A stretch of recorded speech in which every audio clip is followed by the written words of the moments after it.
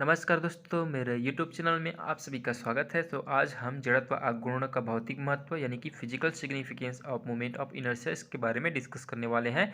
और साथ ही हम लोग जड़त्व और जड़त्व आघूर्ण इन दोनों के ऊपर हम लोग इसका अंतर देखने वाले हैं। तो जड़त्व किसे कहा जाता है, यहाँ पर देखते हैं। वस्तु का वह गुण, ठीक है, वस्तु का गुण बोला जा रहा है जो बाह्य बल यानी कि अवस्था परिवर्तन का विरोध करता है। तो ये जड़त्व कहलाता है। मान लीजिए कोई ये सरल रेखा है, इस पर कोई वस्तु है, ये अपनी अवर्तमान स्थिति से ये परिवर्तन यानी कि हटने के लिए, है ना, अपनी स्थिति से हटने के लिए ये विरोध करता है। यानी कि इसको हम लोग बल लगा रहे हैं, लेकिन ये परिवर्तन नहीं कर रहा है ना अपने स्थान से, तो यानी कि एक प्रकार से यहाँ पर जड़त्व लग रहा है ना, जड़त्व लग रहा है।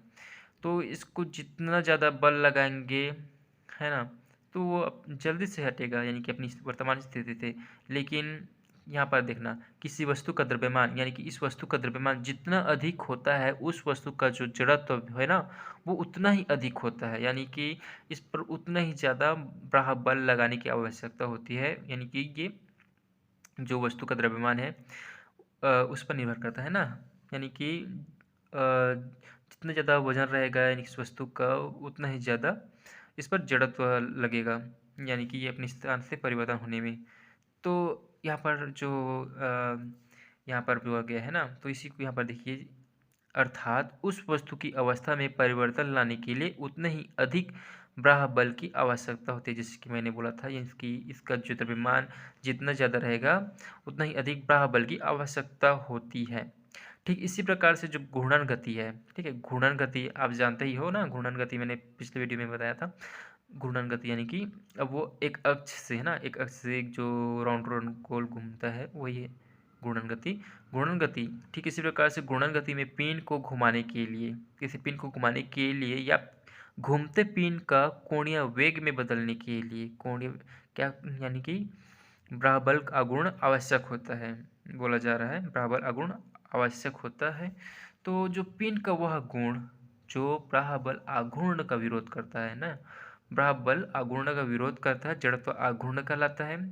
ठीक, जो पिंड है उसका गुण बता रहा है यहाँ पर, जो बराबल आघूर्ण का विरोध करता है वो जड़त्व आघूर्ण कहलाता है।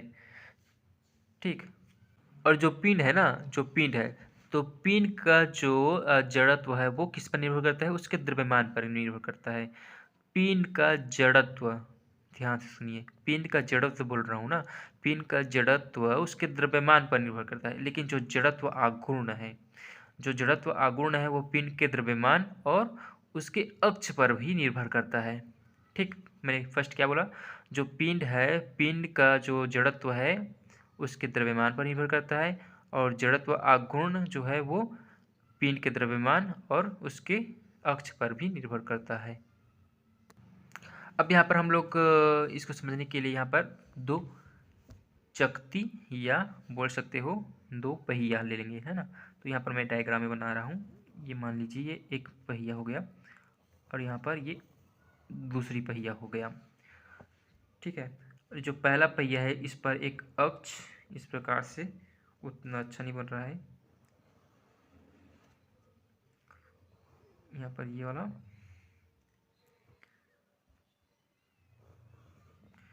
ये दो चकती है। ठीक है, इस प्रकार से बना सकते हो। अब ये वाला मान लीजिए ये ए वाली चकती है, पहिया है, और ये दूसरा पहिया बी है। जो बी पहिया है यहाँ पर यहाँ पर एक खोखला है, और ये पूरा ये खोखला नहीं है ना, ये ठोस है। ये ठोस पहिया हो गया, ये खोखला पहिया। अब इसमें हम लोग क्या करेंगे, यहाँ पर देखिए, यहाँ पर जो दो पहिया दिया है ना, ए पहिया और बी पहिया, और इन दोनों का ये क्या है, घूर्णन अक्ष है। ये वाला जो दिया है ना, ये घूर्णन अक्ष, ये वाला दोनों पहिए का घूर्णन अक्ष है। ए पहिया घूर्णन अक्ष ये वाला है और बी का ये वाला है ना, ये वाला है। तो यहाँ पर देखिए चित्र में दिया है ए और बी ठोस और गोला पहिया दिया है, और दोनों का जो त्रिज्या है ये समान है। मैंने थोड़ा सा यानी कि उतना अच्छा नहीं बनाया है ना, चित्र तो समझ लीजिएगा कि ए और बी है और दोनों का जो त्रिज्या है समान है और दोनों का जो द्रव्यमान है वो सेम है। ठीक है, ये जो बी है ये ठोस है तो ये सभी ओर से ये बराबर है ना, लेकिन ये खोखला है, बीच से खोखला है, लेकिन जो ज़्यादा द्रव्यमान है वो इसके बाहरी से एरिया में है ना। इस प्रकार से ए और बी दोनों समान द्रव्यमान का है, इस प्रकार से। ठीक है, समान द्रव्यमान से है। अब क्या करेंगे, इस पर क्या करेंगे, इस केंद्र से गुजारेंगे। अब दोनों पहिया जो दिया है ना, दोनों पहिया को उसके केंद्र से होकर गुजरने वाली जो ये वाला जो रेखा है ना, दोनों केंद्र से गुजरने वाली जो रेखा है ऊर्ध्वाधर अक्ष के परितः यानी कि इस पर घुमाया जाएगा। इस प्रकार से इस अक्ष के परितः घुमाया जाएगा। ठीक है, अब इसमें क्या देखना है हमें, जो समान कोणीय वेग से घुमाएंगे ना दोनों को, तो यानी कि जो दूसरा पहिया है ए बी है, दिख रहा है ना, जो दूसरा पहिया बी है, बी पर पहले पहिए ए की अपेक्षा अधिक बल आघूर्ण लगाना पड़ता है। ये जो खोखला दिया है, ये जो खोखला पहिया बी है, इस बी पर जो है ना पहले पहिया ए की अपेक्षा अधिक बल आघूर्ण लगाना पड़ता है। अब यहाँ पर देखिए, अब ये दोनों पहियों पर समान बल आघूर्ण लगा के घुमाया जाए। ठीक है, अब दोनों पर अब समान पहिया यानी सॉरी दोनों दोनों पहियों पर समान बल आघूर्ण लगाकर छोड़ देंगे। तो क्या होगा, यहाँ पर देखिए दोनों पहियों को समान बल आघूर्ण लगाकर छोड़ देंगे, छोड़ देंगे तो जो दूसरा पहिया बी है ना, ये जो खोखला दूसरा पहिया जो बी है वो पहले पहिए ए की अपेक्षा अधिक देर तक घूमेगा। ठीक है, ये जो बी है खोखला वाला, ये अधिक देर तक घूमेगा, किसकी अपेक्षा, इस बी की अपेक्षा अधिक देर तक घूमता रहता है। तो इससे क्या स्पष्ट हो रहा है, इससे स्पष्ट हो रहा है कि दूसरा जो पहिया है इस पर बल आघूर्ण का अधिक विरोध करता है। ठीक है, बल आघूर्ण का अधिक विरोध करता है, यानी कि इस प्रकार से समझ सकते हैं कि जो जो दूसरे पहिए का जो जड़त्व आघूर्ण है ना, जो बी का जड़त्व आघूर्ण है वो पहले पहिए की अपेक्षा अधिक है, यद्यपि दोनों के द्रव्यमान क्या है, समान है, और गुणन अक्ष क्या है, समान है।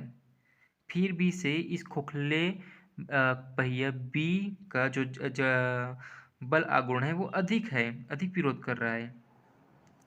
तो इस प्रकार का जो निष्कर्ष क्या निकल के आ रहा है, जो पिंड का द्रव्यमान है ना, जो पिंड का द्रव्यमान जितना अधिक होगा, जितना अधिक भाग गुणन अक्ष से दूर रहता है, यानी कि ये वाला जो क्या है, ये गुणन अक्ष है ना, ये वाला गुणन अक्ष है, तो पिंड का द्रव्यमान ये वाला जो यानी कि यह चकती है इस घूर्णन अक्ष से, यानी कि इसका जो द्रव्यमान है ना दूर दूर है। ये तो पूरा खोखला जगह है, लेकिन ये खोखला जगह है क्या, ये नहीं है, ये ठोस है, ये खोखला जगह है।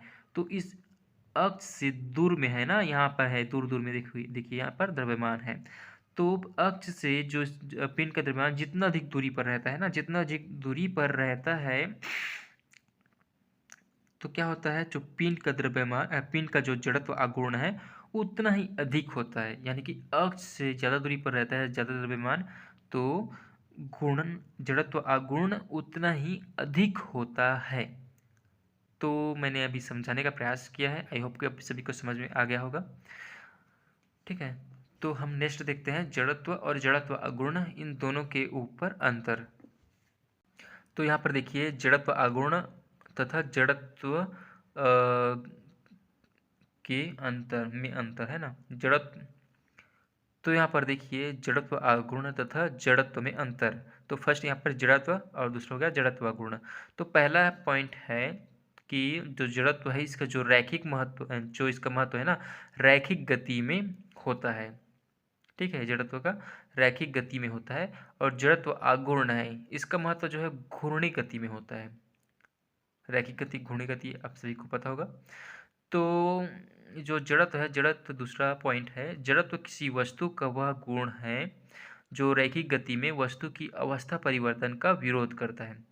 और जो जड़त्व गुण है वो क्या है, जड़त्व अगुण किसी वस्तु का वह गुण है जो घूर्णी गति में वस्तु की अवस्था परिवर्तन का विरोध करता है। ठीक है, और तीसरा पॉइंट यहाँ पर देखिए जड़त्व का, किसी वस्तु का जड़त्व केवल उसके द्रव्यमान पर निर्भर करता है, और ये जड़त्व गुण में किसी वस्तु का जड़त्व अगुण उसके द्रव्यमान तथा घूर्णन अक्ष के सापेक्ष द्रव्यमान वितरण पर निर्भर करता है। चौथा पॉइंट है किसी एक वस्तु का जड़त्व नियत होता है। और इसका है पॉइंट, किसी एक वस्तु का जड़त्व अघूर्ण भिन्न भिन्न गुणन अक्ष के सापेक्ष भिन्न भिन्न होता है। ठीक है, भिन्न भिन्न गुणन भिन्न भिन्न गुणन अक्ष के सापेक्ष भिन्न भिन्न होता है किसी वस्तु का जड़त्व अघूर्ण। ठीक है, दोनों का जड़त्व अघूर्ण बताया गया है। तो ये हो गया जड़त्व के लिए पॉइंट, ये हो गया जड़त्व अघूर्ण के लिए पॉइंट। तो आई होप कि आप सभी को समझ में आ गया होगा। अगर आपको वीडियो अच्छी लगी हो तो प्लीज़ मेरे वीडियो को लाइक करें और चैनल को सब्सक्राइब करना ना भूलिएगा। धन्यवाद।